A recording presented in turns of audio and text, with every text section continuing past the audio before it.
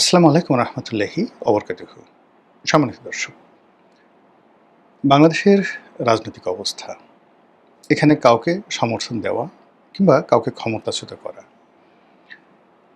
এবং এদেশে যারা রাজনীতি করছেন, রাজনীতিবিদ, তাদের হাতে আসলে কতটুকু ক্ষমতা রয়েছে, এই বিষয়গুলো নিয়ে আলোচনা করব।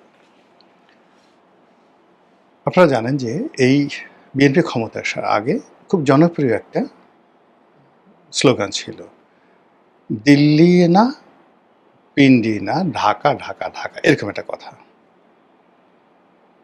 তারপরে দিল্লিও না, পিন্ডিও না, মানে পাকিস্তানও না, দিল্লিও না, পিন্ডিও না, রাওয়ালপিন্ডিও না।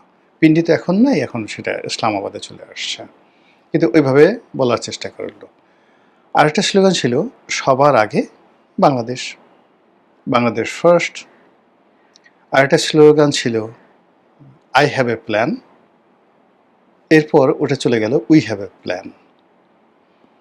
এর বাইরে জামাতের যারা ইনফ্লুয়েন্সার ছিল, তারা ইনকিলাব জিন্দাবাদ, ইনকিলাব জিন্দাবাদ, এই কথাটা বলার চেষ্টা করত। আর জামাতের ওই যে প্রচার প্রপাগান্ডা, আমরা ভালো মানুষ, আমাদেরকে ভোট দিলে দেশের উপকার হবে, এমনকি জামাত ইসলামে ভোট দিয়ে যদি কেউ একটা বিড়ি টানে সেটাও নাকি জান্নাতের, এরকম কথাবার্তা নানা রকম নির্বাচনকে কেন্দ্র করে, নির্বাচনের আগে পরে জয়লাভের জন্য অনেক অনেক কথা বলেছে। আবার ডক্টর মোহাম্মদ ইউনূস ক্ষমতায় থাকার জন্য নানা রকম ন্যারেটিভ তিনি তৈরি করেছেন, যে সারা দুনিয়া থেকে বাংলাদেশের লোকজন আসবে, আমাদের কোথাও যেতে হবে না, আমাদের যে 3-0 থিওরি, দারিদ্রতা জাদুঘরে চলে যাবে, বেকার সমস্যা থাকবে না, সবাই ব্যবসা করবে। এবং মাশাআল্লাহ তিনি নিজে চমৎকার ব্যবসা করেছেন। ডক্টর মোহাম্মদ ইউনূস অসাধারণ ব্যবসা করেছেন, তার যারা আপনজন লোকজন আছেন তারাও ব্যবসা করেছেন। তারপরে তিনি চলে গেছেন। তো চলে যাওয়ার পরে এখন এরকম একটা জটিল অবস্থা তৈরি হয়ে গেছে যে এখন আর আসলে দিল্লি পিন্ডির মধ্যে স্লোগান দিল্লি না পিন্ডি এই থাকছে না। এখন একটাও থাকছে না দিল্লি, পিন্ডি, ওয়াশিংটন বা বেইজিং কিনা, এটা বলা যাচ্ছে না। এর কারণ হলো যে আমাদের এখন এই মুহূর্তে যা কিছু হচ্ছে, এখানে কোনো পলিটিক্যাল ডিসিশন, পলিটিক্যাল নেগোসিয়েশন এটা হচ্ছে না এ বাংলাদেশে এখন। মানে আমরা যেটাকে দিল্লির সাউথ ব্লক বলি, দিল্লিতে সাউথ ব্লক বলি, যেখানে দিল্লির রাজনীতিবিদরা থাকেন। বাংলাদেশের বিষয়গুলো নিয়ে সেই সাউথ ব্লকের যারা কর্মকর্তা রয়েছেন, থিঙ্ক ট্যাঙ্ক রয়েছেন, রাজনীতিবিদ রয়েছেন, তারা আর বাংলাদেশের বিষয়টা দেখাশোনা করছেন না।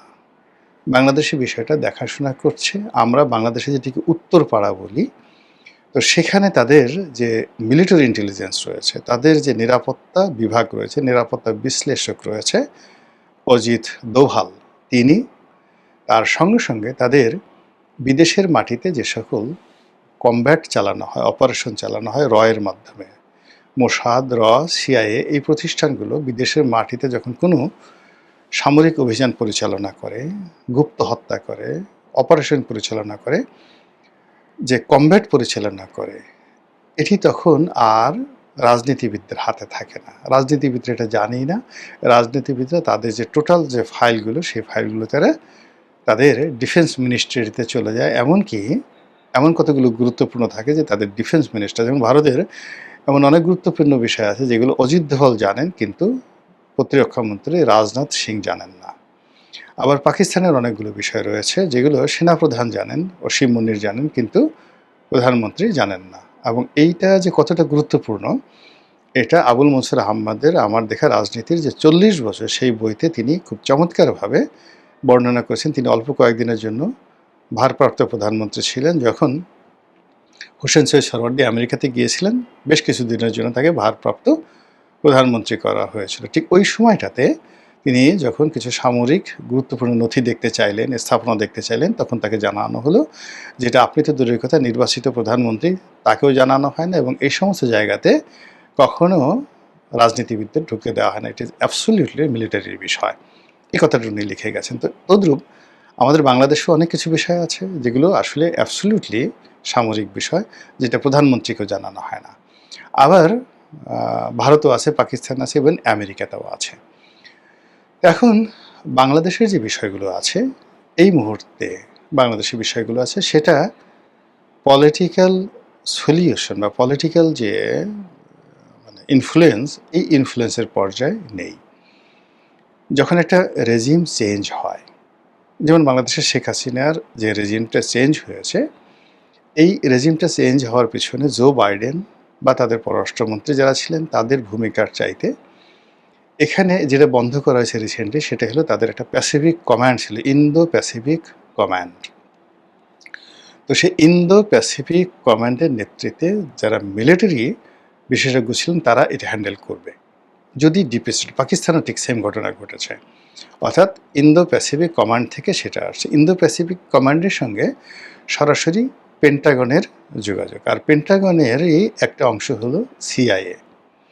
আর সিআইএর দুটো শাখা আছে, একটা হলো পলিটিক্যাল শাখা আর একটা হলো মিলিটারি শাখা। মিলিটারি শাখা সরাসরি সামরিক বাহিনী কর্তৃক নিয়োজিত হয়, আর পলিটিক্যাল যে বিষয়টি সেটি প্রেসিডেন্ট ডোনাল্ড ট্রাম্প তার ইচ্ছা মতো সিআইএর প্রধান বা নিরাপত্তা বিশ্লেষক যেমন তুলসী গ্যাবার্ডকে নিয়োগ দেওয়া হয়েছিল ঠিক ওই রকমভাবে নিয়োগ দেওয়া হয়। তো সেই দিক থেকে যদি বাংলাদেশে ডিপ স্টেট পলিসি আমেরিকা করে থাকে এবং সেটা করেছে, ডোনাল্ড ট্রাম্প বলেছেন, তাহলে এটা আর হোয়াইট হাউসের বিষয় নেই, এটা আর ওয়াশিংটনের বিষয় বলা যাবে না, এটা পররাষ্ট্র মন্ত্রণালয়ের বিষয় বলা যাবে না, এটা মার্কিন যাকে বলা হয় ডিপার্টমেন্ট অফ জাস্টিস সেটার বিষয় বলা যাবে না, এটা সিনেটে আছে বা কংগ্রেসে আছে, কংগ্রেসের বিলের মধ্যে জড়িত না, এটা অ্যাবসলিউটলি 100% পেন্টাগনের হাতে চলে গেছে। তো যখন পেন্টাগন তার শক্তিমত্তা, মিলিটারি ইন্টেলিজেন্স এগুলো ব্যবহার করে অনেকটা সেমি যুদ্ধ, গেরিলা যুদ্ধ কিংবা একটা দেশকে উত্তপ্ত করার ক্ষেত্রে, সেখানে আক্রমণ পরিচালনা করার ক্ষেত্রে যা কিছু করে, তখন সেই সকল দেশ মোটামুটি একটা যুদ্ধ ঝুঁকির মধ্যে থাকে, অভ্যন্তরীণ কিংবা বহির্শত্রু এরকম একটা যুদ্ধের মধ্যে থাকে। যেমন এখন যেটা তাইওয়ানের বিষয়টা বা ইরানের বিষয়টা, ইউক্রেনের বিষয়টা, এটা আসলে ডোনাল্ড ট্রাম্পের উপর নির্ভর করে, সে শুধুমাত্র বকর বকর করছে, পুরো বিষয়টি আসলে নির্ধারিত হচ্ছে পেন্টাগন থেকে। কাজে আমাদের দেশে ফার্স্ট থিং হলো আপনাকে বিশ্বাস করতে হবে যে কোনো আপনার ডিপ স্টেট নেই, কোনো ডিপ স্টেট ছিল না, নাথিং। তাহলে আমেরিকার সাথে যে বাংলাদেশের সম্পর্ক ঢাকা ভার্সেস ওয়াশিংটন হবে।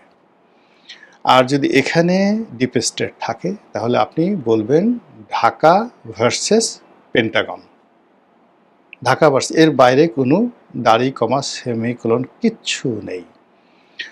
আর আমাদের যারা রাজনীতিবিদ তারা যতই মার্কিন পররাষ্ট্র দপ্তরে দৌড়াক, ডোনাল্ড ট্রাম্পের অফিসে দৌড়াক, লবিস্টের পিছনে দৌড়াক, কিন্তু এটা সামরিক চ্যানেলে যতক্ষণ না পর্যন্ত এটা নেগোসিয়েশন না হবে ততক্ষণ পর্যন্ত এই যে একটা গেড়াকল জাতাকল এর মধ্যে থেকে আমেরিকার জায়গা থেকে আমরা বেরোতে পারবো না। এই গেল